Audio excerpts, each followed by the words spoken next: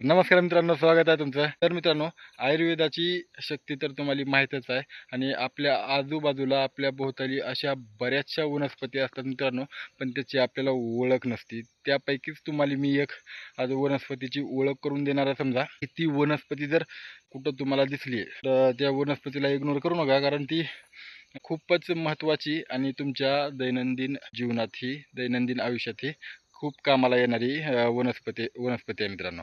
मला तुम्हाला दाखवतो ती वनस्पती कुठली आहे ती आणि त्याचा उपयोग तुम्ही कशाप्रकारे आणि कुठं करू शकता हे तुम्हाला मी आज सांगतो. तर हे बघू शकता मित्रांनो, तुम्हाला इथं सगळं गवतच दिसत असेल मित्रांनो.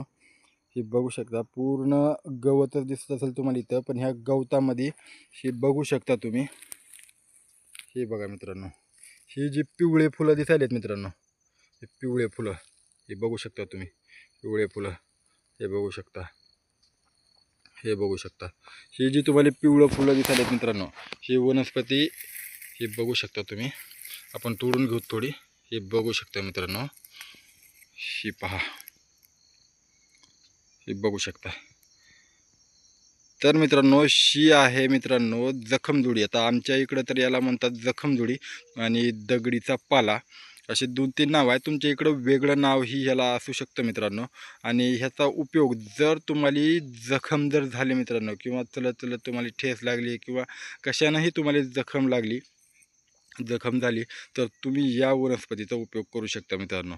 कारण तुमच्या जवळ समजा शेतामध्ये असताल किंवा तुम्ही कुठं रोडवर असताल, तर तुमच्याकडं लगेच तिथं मेडिसिन अवेलेबल होऊ शकत नाही. पण ही वनस्पती एक अशी आहे मित्रांनो, की तुम्ही कुठंही असलात तर ही वनस्पती तुम्हाला कुठंही भेटू शकते.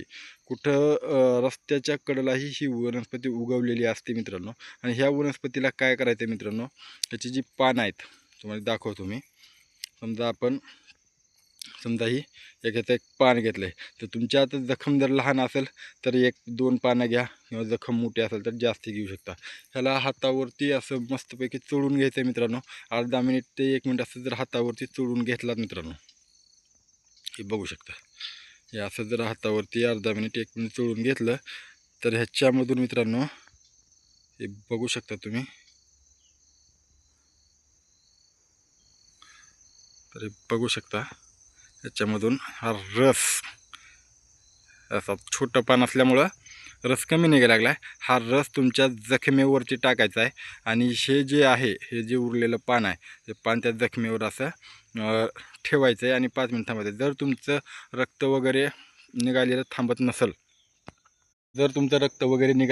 नसेल, तर या वनस्पतीचा उपयोग करून तुम्ही रक्त थांबवू शकता तुमची जखम. आणि जखम एवढ्या लवकर भरते मित्रांनो याच्यामुळं, की ज्या जखमेला समजा 3-4 दिवस, 5 दिवस, 8 दिवस, 15 दिवस जिथं लागणार आहेत, अर्ध्या वेळेमध्येच ही वनस्पती तुमची जखम भरायला आणि खपली धरायला मदत करते. एवढी पॉवरफुल वनस्पती. आपल्या आजूबाजूला अशा बऱ्याचशा वनस्पती आहेत मित्रांनो, पण ते आपल्याला माहीत नसतात. त्याच्यापैकीच ही एक आहे. आमच्या इकडे याला जखमजुडी किंवा दगडीचा पाला असंही म्हणतात. आणि फक्त जखमेवरच नाही, तर याचे बरेचसे फायदे आहेत.